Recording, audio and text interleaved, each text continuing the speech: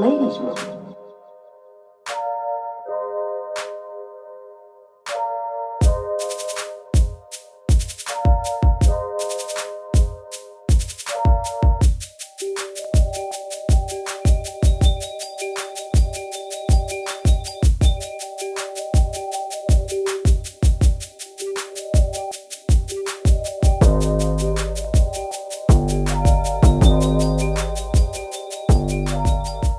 Welcome to the Random Loungecast. I'm your host, Mo-Devonne, and this is... Hi. And I have to give a special introduction from poet to educator / curriculum builder and now historian. We have the fabulous, beautiful, and talented and black Erica Buddington. Clap it up, y'all. Clap it up, clap it up. Hey, Erica. So, I'm just going to jump right into it.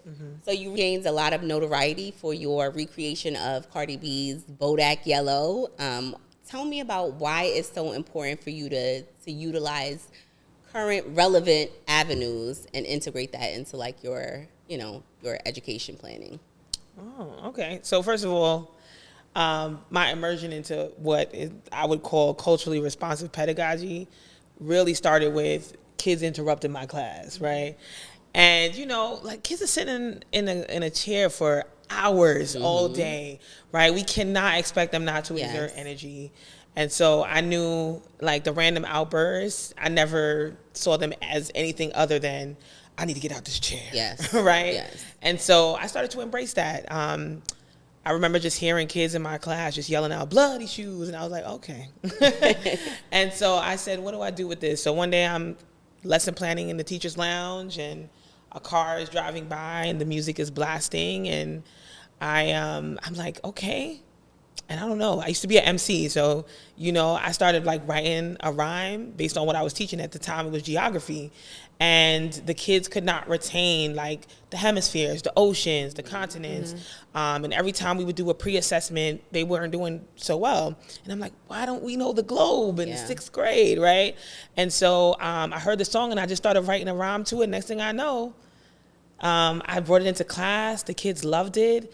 And within a matter of days, they were at like an above 90% proficiency across the class. Like they knew all the continents, the hemispheres, the oceans. And it's not just rapping it. Like literally I would project a map onto the board and I'd be like, okay, in under 60 seconds, you're going to rap the song and you're going to write every ocean, every hemisphere, every continent, go, right? And so I'm integrating things that they love, right? And when I say culture, because that's what I'm integrating, I don't want you to just think it's pop or hip hop culture. It's all of their culture. It's the way they talk, the way they walk, the things they love, how they like to exert energy. There's all kinds of things that are a part of not just, student black culture, but youth culture, right? And the environment that they live in particular, the enclave that they grew up in has its own culture.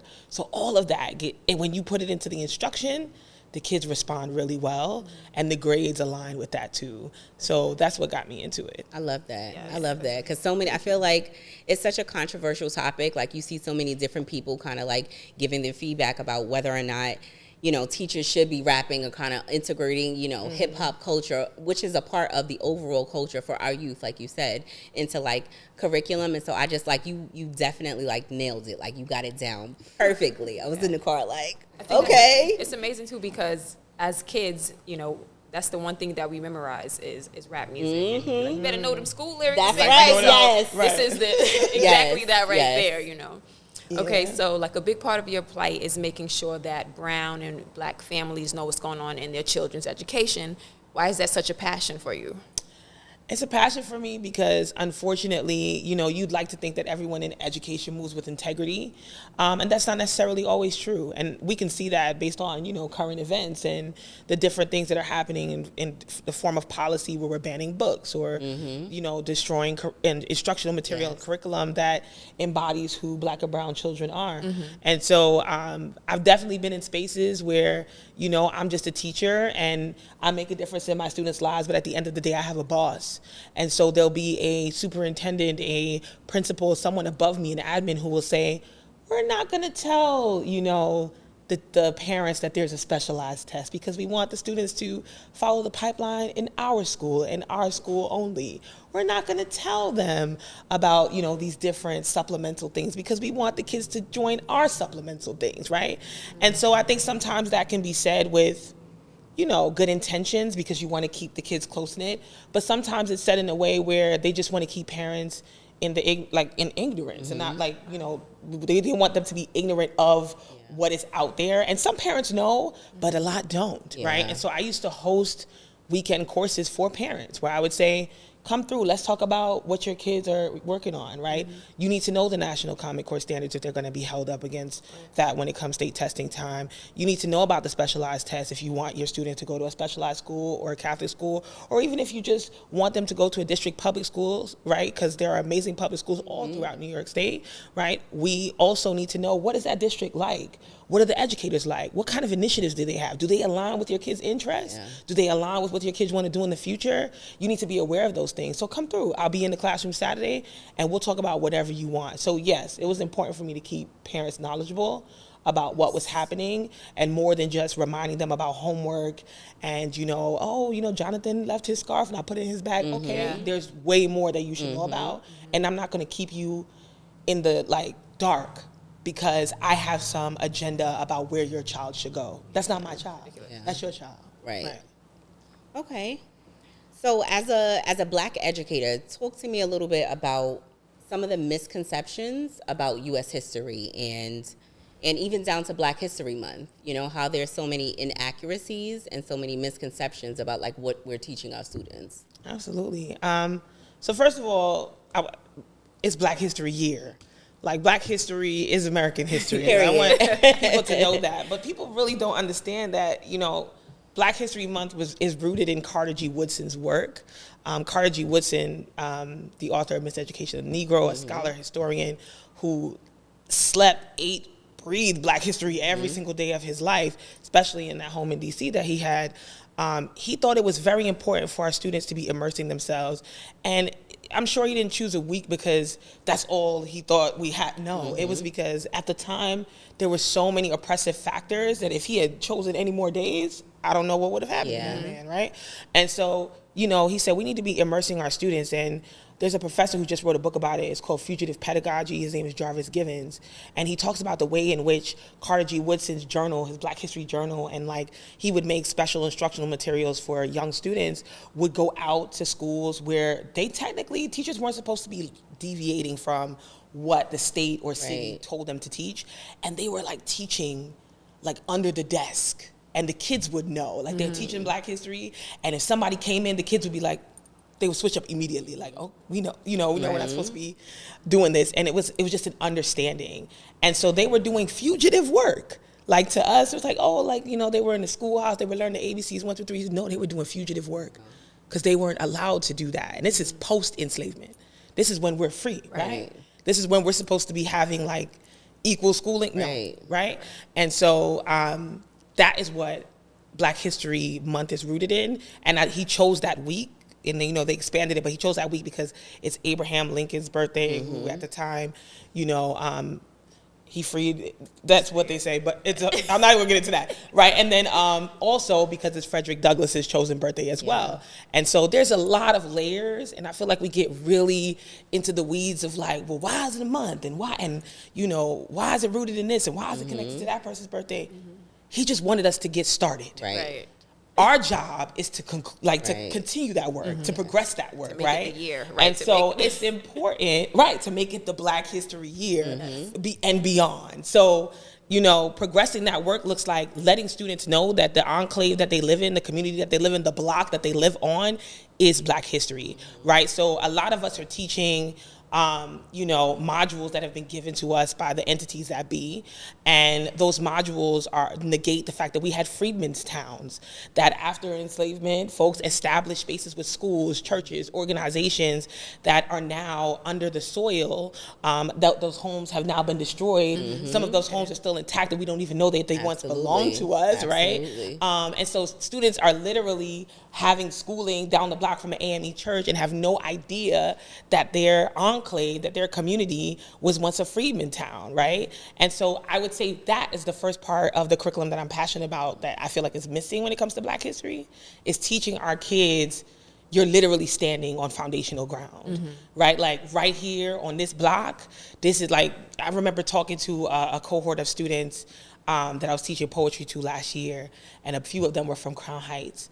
And, you know, we were talking about Black history. I don't remember how we got into the topic. One of the students said something, and then one student was like, well, you know, like if you really want to get deep into it, you got to go to the South, though. And I'm like, pause. One of the first free Black towns was Weeksville.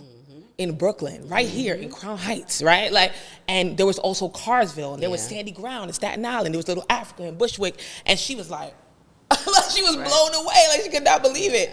And afterward asked, like, can you write me a list of all those places Amazing, so I can start looking them up? So I feel like that is really big for me. That's missing from the instruction, is showing students in proximity to all these major events that you're learning about, from you know, the Civil War, the Middle Passage, the 13 colonies. You know, students are learning about all these different things.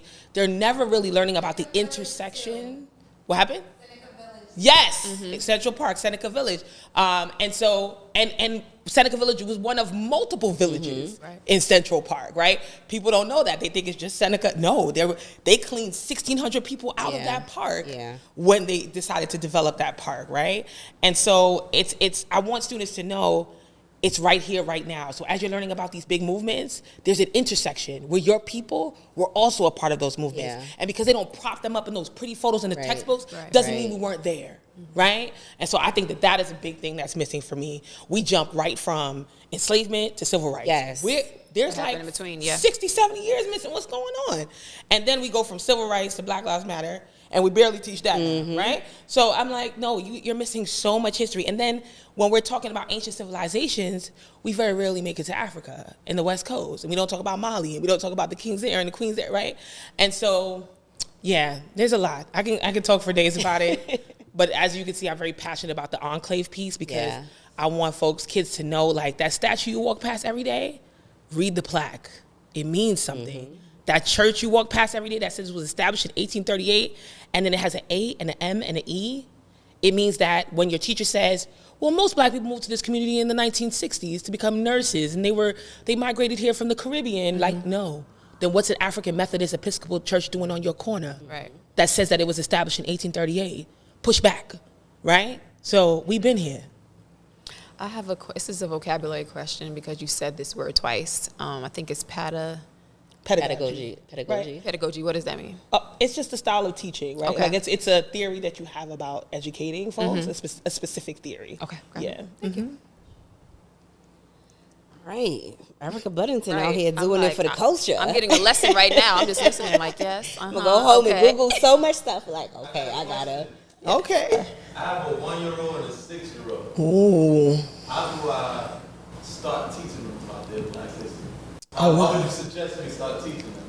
That's a great question. I feel like for younger students, and let me be very clear to you, I'm a middle school, high school, but for younger students and what I've experienced with colleagues that work with those populations, it starts with self first, right? So any book that like embarks on, I love me, I love my skin, I love my hair, it starts there, right? And then they kind of scaffold them as they get a little bit older to topics that may be a little bit more difficult and complex, but are still rooted in that same, I love me, I love my people, right? And then eventually, it starts to unlock interest in, well, who else is like me? And who else love their skin like I do? And who else love their hair like I do? And what things have we done? Yes, absolutely. So there are a lot of books out there, and like especially our Black independent bookstores that, you know, you'll see have reflections of our kids. I was one of those kids, like my mama says this about me, I don't know, sometimes she be exaggerating a little bit. She's Jamaican. But but no, she tells me this story all the time, and the story is, you know, there's this book that Nikki Giovanni wrote. It was a kid's poetry book, and it had this little Black girl with Afro puffs on the front. And I was a little Black girl with buck teeth and glasses and Afro puffs. And she used to bring all these books home, and they were children's books, and she thought nothing of it, and they were just, you know, white kids on the cover. And then she said, one day I looked at her, and I pointed at the front, and I said, I'm not in the book. And she's like, what are you talking about? And I just started yelling, I'm not in the book, I'm not in the book, I'm not in the book. And she didn't know what that meant. I was 3. She had no idea.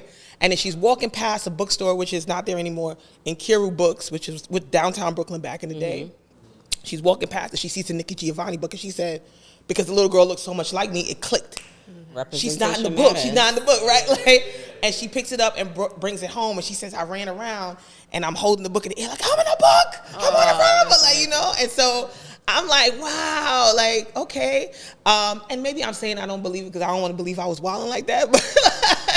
But no, it starts there. It starts with, I see myself. I know I'm beautiful. I know I'm amazing. I know I have a rich history. And suddenly around like the inquisitive ages, it starts going, well, that lady kind of looks like me, and I want to read about who's that, and like, and you embark on answering those questions in the way you feel most appropriate for that age. No problem. Representation matters. I'm blown away, honestly, by the level of dedication that you have for our students, and like I really hope that our viewers are really just like watching you and just listening to everything that you're saying, and that, you know, I'm walking away with some of the things that I'm going to go home and make sure that I'm kind of like making sure I'm instilling in my children as a Black parent, you know, whose children are in the Black education system. So you truly are like a testament to like what you do. So what can we look forward to in the future? What are you involved in? What's going on? Oh, yeah. So in 2020, we're all locked in the house, right? I had to make a very heavy pivot because K through 12 schools were really going through their budgets and saying we need to cut anything that is not like core to students because they're losing funding because of everything that's happening in the world. And so as someone who owns a design firm, you know, we did design instruction, that's our core client. And we really struggled that year. And so I sat down and I said, like I need to make a pivot, and I'm not really sure what I want to do yet, but in the meantime, I'm gonna binge some TV. So I started binging a few shows. One of those shows was Lovecraft Country. Oh, I love that show. Just started I love watching it. it again. I love it. Show, yes. And I remember we had kid turns at the time. So every other year, turns? yeah, they're interns, but they're kids. Oh, so we okay. call them kid turns. Okay. And so at the time, we bring them on every other year. And they were middle school and high school students who were paid, and they would come in, and their only job was to give us like feedback on stuff that we did, and it was brutal. Like they'd be like, "This is whack," and But we'd be that's like, dope. "Okay, we got it, okay." And then we flip it, and if they loved it, we'd be like, "Oh, we won, we did it, right?" So it was really cool to get like, you know, have our own personal kid turns to give us that focus group feel. And so, you know, I remember we were in the office. One of my consultants brought up Lovecraft Country, and the kids were like, "Oh, that show is so good." Are they watching it? They ain't supposed to be watching it, but they were watching it. Okay. Right, and so they're like, "It's so good." And one of the students was like, "You know, there's so much history in it that I don't really understand. Yeah. Like, what's a sundown town?" And we were all like, "Ding!" Yeah. Like a light bulb went off. And so that's when we started to realize we could also build instructional material for these shows and films, because they, in a way, are fugitive pedagogy too. Like, you're watching something, you're also learning things at the same time, and you might want to extend that learning when you're done. And, you know, Google is one way, but another way could be a syllabus filled with all the references that you just learned about. And if you want to explore more, here it is. So we designed a syllabi for every syllabus for every episode. So we had, I think, nine syllabi in total. And then HBO and Monkey Paw reached out to us to say, "Hey, we really love this. Can you do the final season, you know, like a playback, talk about it?" And we're like, "Yeah." Wow. So we did that. That was really cool. And then they brought us on for Candyman. And then we got a call from Netflix. And then we got a call from Ava. And then it, right? And so it's been ongoing since then. So now we don't just serve K-12 schools. We also serve Hollywood. But the more immersed I get into it, the more I realize that I need to up my technology game. Like, I'm like, I play a little Switch, PS5. I do some VR with the MetaQuest, but like, I need to know more because our students are stepping into a world of tablets and AR and VR and gaming.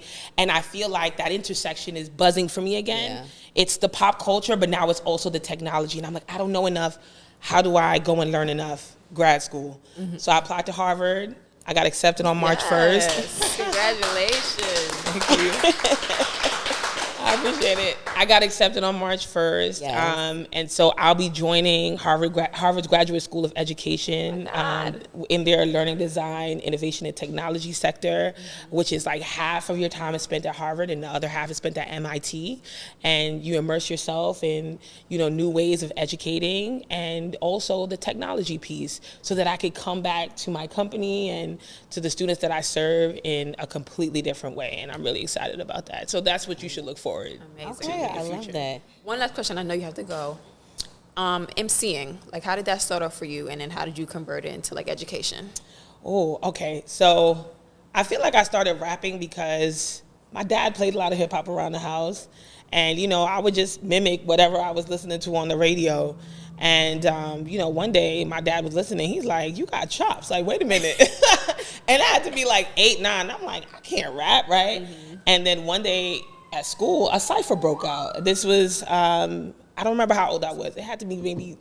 It was on the table like that. It was the Clips grinding beat, okay, right? And so a cipher broke out. They hit the beat, and I was rapping, and like they were like battling essentially, mm-hmm. and boys started to back away from the table. Like they were like, nah, like, and I was like, they didn't want no smoke. Wait a minute, hold on. And so I went home and told my dad. He's like, I told you, like, and I said, okay, wait a minute, I could rap, right?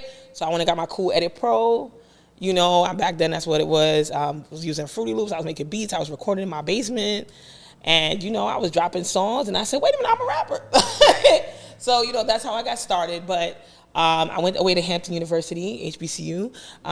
My junior year, a woman walked up to me at the end of a poetry slam where I had done a rap, mm-hmm. and she said to me, "You know where this would be even more powerful?" And I'm like, "Where?" She's like, "A classroom." And I'm like, "I don't want to be no teacher." And she was like, "Oh, well, you should try to give me a call." So I called her like a week later. I was curious, and she's like, "Come through." I went to the space. The space was a transitional space for students who were leaving juvenile detention centers and making their way back home. It was a bunch of girls, and I fell in love. And I never left. I haven't left the classroom. That's how you got into it. Yeah. So, and the minute I came in, like, they were looking at me like, "Oh, girl, please, what you gonna teach us?" Mm-hmm. And I just started spitting, and they was like, "Okay, we like you." And then that was it. What was your major in college? It was English arts. Okay. Mm-hmm. So nothing education or teaching? No. All of my stuff was creative writing, a line, mm-hmm. English arts. I was gonna be a writer. But you figured out and a way to integrate I'm still a writer. Still everything, yeah. Yeah, and that's another thing. My first YA book comes out June 2025 with HarperCollins. It's called Magnified. It's about a little black girl from Brooklyn. And she, can time travel through history. I love that. So, yeah, I'm excited. Love that. And she raps too. Okay. I'm excited to read that, yes. I love that. So this part of the show is what we call the Rapid and Random. This is where we ask you a series of questions and you have to answer as quickly as possible off the top of your dome. If you do not answer the questions in the correct amount of time, you will have the honor of giving your coins, your hard-earned coins, to a school of your choice. Which school would that be? Uniondale High School. All right, perfect. All right. So are you ready? Yes. All right. Time. What's your favorite color? Yellow. What topping have you never had on pizza? Anchovies. How old is the average fourth grader? 9. Name 3 professional wrestlers. The Rock, and I know none What else. What belongs to you, but other people use it more than you do? All my glittery, makeup stuff. What's a reason people often give for being late? The traffic. What's another way to say $1,000? $1,000. Who are your favorite 3 black poets? Amiri Baraka, Maya Angelou, and Langston Hughes. Mm-hmm. Okay, and lastly, spit one of your favorite hip hop verses of all time. All right. It's not appropriate. He said the kids is watching. Dear Daddy, we passed the block, we popped the lock and hopscotch, and then you stopped and I forgot you were commercial now. You type a verse now. Mommy couldn't nurse you now. The rappers try to whore you out, and dang how they turned you out. Remember when you used to take me to ciphers? Remember back in Cali how you taught me how to get hyphy? Remember back in school how you taught me how to hook wifey? Put her on your hook, you said that she love you for lifey. Her name was Rhythm and Blues. Looked bad in her blue and white shell toe shoes. Used to break dance her heart out on 48th and no need for the roll, because she used to rock the place, but that's me. All right. Yes. All right, that was amazing. But you didn't get all the questions, so you still got to give that money up to Uniondale, right? I will. Erica Buddington, it has been such a pleasure to have you as our guest on the Random Loungecast. We out. Thank you. Right, that was so good. That was good. Very enlightening. Except for the part I'm gonna be falling out the seat. Like